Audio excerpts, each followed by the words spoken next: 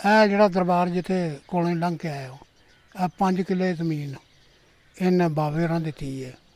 ਇੱਥੇ ਹਿੰਦੂ ਸਿੱਖ ਪਿੱਛੇ ਮੁਸਲਮਾਨ ਉਹਨਾਂ ਦੇ ਦਰਬਾਰ ਤੇ ਬੜੇ ਪਿਆਰ ਸਲੂਕ ਨਾਲ ਫਰਿੰਦੇ ਹੋਣਗੇ ਸਾਰੇ। ਬੱਲੇ ਬੱਲੇ ਜੀ, ਵਿੱਚ ਮਾਨੀ ਵੀ ਸਨ, ਬਹੁਤੇ ਮਾਨੀ ਸਨ। 11ਵੀਆਂ ਦਿੰਦੇ ਸਿੱਖ ਆੜਾ ਤਾਰੜੇ ਇੱਥੇ 11ਵੀਆਂ ਸਿੱਖ ਤੋਂ ਆਉਂਦੇ ਨੇ ਸਰਵਰੀਏ, ਸਾਡੇ ਬਜ਼ੁਰਗ ਦੱਸਦੇ ਨੇ।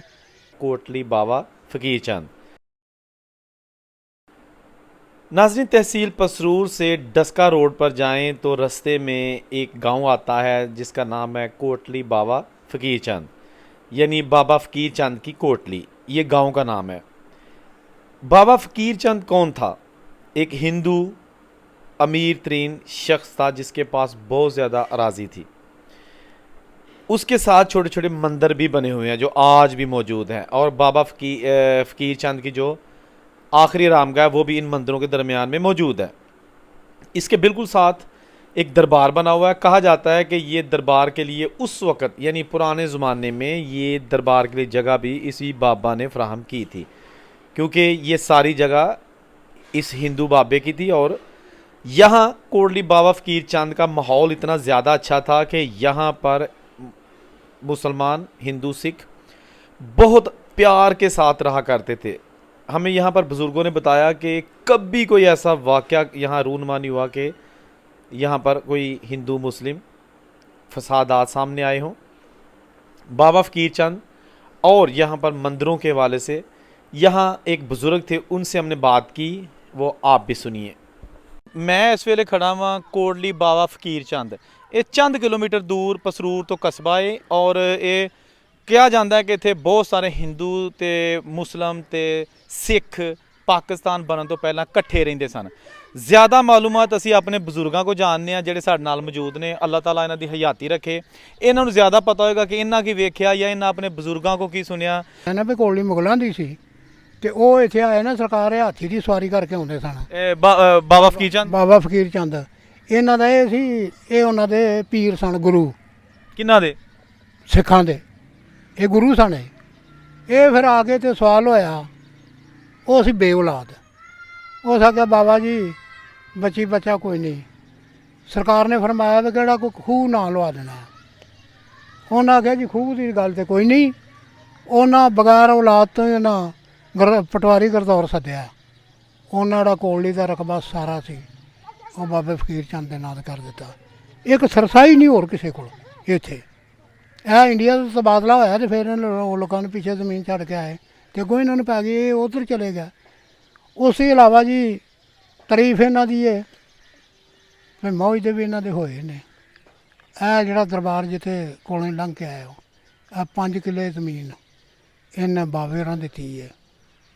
ਉਹ ਵੀ ਸਈਦ ਬਾਦਸ਼ਾਹ, ਪੀਰ ਮਦਦ ਅਲੀ ਬਾਦਸ਼ਾਹ। ਇਹ ਫਿਰ ਜੱਟ ਆਏ ਨੇ ਕਿਤੋਂ ਤੇ ਹੁਣ ਫਕੀਰ ਖਵਾਉਂਦੇ ਨੇ। ਉਹਨਾਂ ਆਖਿਆ ਜਾਓ 5 ਕਿੱਲੇ ਜ਼ਮੀਨ ਵਾਓ ਖਾਓ, ਇਹ ਤੁਹਾਡੀ ਹੈ। ਉਦੋਂ ਵਿੱਚ ਖੂਹੀ ਹੁੰਦੀ ਜਿੱਥੇ ਮੇਰਾ ਮਕਾਨ ਹੈ। ਅੱਛਾ, ਤੇ ਇੱਥੋਂ ਇਹ ਸਾਬਤ ਹੋਇਆ ਕਿ ਇੱਥੇ ਹਿੰਦੂ ਸਿੱਖ ਪਿੱਛੇ ਮੁਸਲਮਾਨ ਉਹਨਾਂ ਦੇ ਦਰਬਾਰ ਤੇ ਬੜੇ ਪਿਆਰ ਸਲੂਕ ਨਾਲ ਫਰਿੰਦੇ ਹੋਣਗੇ ਸਾਰੇ। ਬੱਲੇ ਬੱਲੇ ਜੀ, ਵਿੱਚ ਮਾਨੀ ਵੀ ਸਨ, ਬਹੁਤੇ ਮਾਨੀ ਸਨ। 11ਵੀਆਂ ਦਿੰਦੇ ਸਿੱਖ ਆੜਾ ਤਾਰੜੇ ਇੱਥੇ 11ਵੀਆਂ ਸਿੱਖ ਤੋਂ ਆਉਂਦੇ ਨੇ ਸਰਵਰੀਏ, ਸਾਡੇ ਬਜ਼ੁਰਗ ਦੱਸਦੇ ਨੇ ਵੀ ਜੇ ਕਿਹੜੀ ਉਹ 11ਵੀਂ ਹੋਣੀ ਹੈ, ਸਿਰਾਂ 'ਤੇ ਪੱਗਾਂ ਲਾ ਲੈਣੀਆਂ ਨੇ, ਲੱਕ ਨਾਲ ਬੰਨ੍ਹ ਲੈਣੀਆਂ ਨੇ, 2 ਰੋਟੀਆਂ ਤੇ ਉੱਤੇ ਦਾਲ। ਇਹ ਜਿਹੜਾ ਮੇਲ ਇਹਨਾਂ ਨੂੰ ਹੱਥਾਂ ਨਾਲ ਪਾਣੀ ਪਿਆਣਾ, ਇੰਨਾ ਪਿਆਰ ਸੀ, ਇੰਨਾ ਪਿਆਰ ਸੀ ਉਦੋਂ। ਤੇ ਇਹ ਜਿਹੜੀਆਂ ਸਮਾਧੀਆਂ ਬਣੀਆਂ ਛੋਟੀਆਂ ਛੋਟੀਆਂ ਜਿਹੜੀਆਂ ਨਜ਼ਰ ਆ ਰਹੀਆਂ ਨੇ, ਇਹ ਇੱਥੇ ਕੀ ਕਰਦੇ ਹੁੰਦੇ ਸਨ? ਇਹ ਕਰਦੇ ਨੇ ਜਨਾਬ ਉਹਨਾਂ ਦੇ, ਜਿਵੇਂ ਸਾਡੇ 'ਚ ਨਹੀਂ ਉਹ ਫਕੀਰਾਂ ਕੋਲ ਸਾਧੂ ਸੰਤ ਬੈਠੇ ਹੁੰਦੇ, ਇਹ ਸੰਤਾਨੀਆਂ ਨੇ। ਇਹ ਵੀ ਉਹਨਾਂ ਦੇ ਨਾ ਸੇਵਾ ਗੋ ਸਨ। ਇਹ ਜਿੱਥੇ ਜਿੱਥੇ ਆਪਣਾ ਇਹਨਾਂ ਦੀਆਂ ਢੇਰੀਆਂ ਬਣੀਆਂ ਨਾ ਮੜੀਆਂ, ਉੱਥੇ ਉੱਥੇ ਉਹਨਾਂ। ਤੇ ਬਾਬਾ ਫ਼ਕੀਰ ਚੰਦ ਕਿੱਥੇ ਰਹਿੰਦੇ ਹੁੰਦੇ ਸਨ? ਇੱਥੇ ਰਹਿੰਦੇ ਹੁੰਦੇ ਸੀ ਤੇ ਇੱਥੇ ਵਿਸਾਲ ਕੇ ਆ ਗਏ? ਇੱਥੇ ਵਿਸਾਲ ਕਰ ਗਏ। ਉਦੋਂ ਇਹਦਾ ਕੰਮ ਹੋਰ ਸੀ। ਸਾਡਾ ਲਹਿੰਦਾ ਪਾਸਾ ਨਾ ਸ਼ਰਕ ਤੱਕਰ ਉਹ ਤੋੜ ਦੌਨਖਾਨਾ ਹੁੰਦਾ ਸੀ, 12 ਫੁੱਟੀ ਬਾਲੇ ਸਨ, ਉਹ ਵੀ ਅਸਾਂ ਅੱਖੀਂ ਵੇਖੇ ਨੇ। 4 ਦੁਆਰੀ ਸੀ ਇਹ ਚਫੇਰੇ ਦੀ। ਇਹ ਕੋ 2 ਕਿੱਲੇ 2.5 ਥਾਂ ਸੀ, ਮਹੱਲ ਟਾਈਪ ਸੀ ਜਿਸ ਤਰ੍ਹਾਂ ਮਹੱਲ ਹੁੰਦਾ। ਜੀ ਆ ਦੌਨਖਾਨੇ ਬਣੇ। ਉਹ ਫਿਰ ਵਾਹਵਾ ਚਿਰ ਜਿੱਥੋਂ ਦੀ ਹਾਥੀ ਲੰਘਦਾ ਉਹ ਵੀ ਦਰਵਾਜ਼ਾ ਸਾਂ ਵੇਖਿਆ, ਵੱਡਾ ਦਰਵਾਜ਼ਾ ਸੀ। ਇੱਥੇ ਹੀ ਹੁੰਦਾ ਸੀ? ਇੱਥੇ ਸਾਹਮਣੇ ਅੱਗੇ। ਤੇ ਜਦੋਂ ਵੰਡ ਹੋਈ ਤੇ ਫਿਰ ਉਹ ਸਾਰਾ ਕੁਝ ਚਲਾ ਮਤਲਬ ਉਧਰ ਜੋ ਚਲੇ ਗਏ ਤੇ ਫਿਰ ਇੱਥੇ ਰਹਿ ਕੇ ਪਾਕਿਸਤਾਨ 'ਚ ਪਾਕਿਸਤਾਨ ਚ ਰਹਿ ਗਏ ਨਾ ਇਹ ਹੁੰਦੇ ਪਾਕਿਸਤਾਨ ਇਕੱਠਾ ਹੀ ਜਦੋਂ ਦੇ ਦੁਨੀਆ ਤੋਂ ਰੁਖਸਤ ਹੋ ਗਏ ਨੇ। ਅੱਛਾ ਤੇ ਇੱਥੇ ਹਲੇ ਵੀ ਕੋਈ ਆਉਂਦਾ ਹੈ ਇਹਨਾਂ ਦੇ ਮੰਨਣ ਵਾਲੇ ਇੰਡੀਆ ਚੋਂ ਕੋਈ ਪੀਰੋਕਾਰ ਇੱਥੇ ਆਉਂਦੇ ਨੇ? ਮੈਂ ਤੁਹਾਨੂੰ ਕੀ ਦੱਸਿਆ ਇਹ ਜਿਹੜੇ ਨੇ ਨਾ ਇਹਨਾਂ ਦਾ ਬੱਚਾ ਤੇ ਝਾੜੂ ਕਾਸ਼ੇ ਉਹ ਸਰਦਾਰ ਨੇ ਰੱਖਿਆ ਹੈ 14 ਅਗਸਤ ਨੂੰ ਇੱਥੇ ਆਉਂਦਾ ਹੈ ਤੇ ਉਂਝ ਠੀਕ ਸੁਰਤੀ ਵਾਲਾ ਲੋਕ ਹੈ ਬਹੁਤ ਸੁਰਤੀ ਉਹ ਗਿਆ ਹੀ ਨਹੀਂ ਇੰਡੀਆ 'ਚ। ਕੌਣ? ਉਹ ਜਿਹੜਾ ਆਉਂਦਾ ਨਾ ਉਹ ਗਿਆ ਹੀ ਨਹੀਂ ਇੰਡੀਆ 'ਚ। ਸਰਦਾਰ? ਹਾਂ ਤੇ ਉਹ ਇੱਥੇ ਆਉਂਦਾ? ਹਾਂ ਮੁੰਡਾ ਪਿਛਲੇ ਮਰ ਕੇ ਮੁੰਡਾ ਹੈ ਸਾਰੇ ਮੁੰਡਾ। ਅੱਛਾ ਤੇ ਕੀ ਦੱਸਦਾ ਆਪਣੇ ਵੱਡਿਆਂ ਦੇ ਬਾਰੇ ਚ ਕੋਈ ਦੱਸਦਾ ਗੱਲਾਂ? ਕੀ ਦੱਸਣਾ ਉਹ ਵੀ ਨਹੀਂ ਹੈ ਉਹ ਵੀ ਹੁਣ ਸਾਨੂੰ ਪੁੱਛਿਆ ਬਾਤ ਹੀ ਸੰਭਾਲੀ ਸਾਨੂੰ ਪੁੱਛਿਆ ਕੀ ਦੱਸਣਾ ਅਸੀਂ ਕੀ ਦੱਸਣਾ। ਅੱਛਾ ਸਹੀ ਹੈ। ਤੇ ਇੱਥੇ ਜਿਹੜਾ ਹੁਣ ਇਹਦੀ ਕੌਣ ਦੇਖਭਾਲ ਕਰਦਾ? ਮੈਂ ਜੀ ਤੁਹਾਨੂੰ ਦੱਸਿਆ ਤੇ ਇਹਨਾਂ ਦਾ ਤੁਹਾਡਾ ਬੇਟਾ? ਹਾਂ ਲਾਲਾ ਉਹਨੂੰ ਆਨੇ ਅਸੀਂ ਲਾਲਾ? ਲਾਲਾ ਉਹਨੂੰ ਆਨੇ ਆ ਅੱਛਾ ਤੇ ਉਹ ਵੈਸੇ ਇੱਥੇ ਹੋਰ ਵੀ ਸਿੱਖ ਆਉਂਦੇ ਨੇ ਕੋਈ ਕਿ ਨਹੀਂ? ਨਹੀਂ ਉਹ ਹੀ ਆਉਂਦਾ ਕੱਲਾ ਹੀ। ਤੇ ਇੱਥੇ ਕੌਣ ਇੱਥੇ ਅੰਦਰ ਕੌਣ ਇੱਥੇ ਹੁੰਦਾ ਦਰਬਾਰ ਦੇ ਉੱਤੇ ਕੋਈ ਸਾਡੇ ਮੁਸਲਮਾਨ ਵੀ ਹੁੰਦੇ ਨੇ? ਸਾਰੇ ਹੀ ਆਉਨੇ ਆ ਜੀ।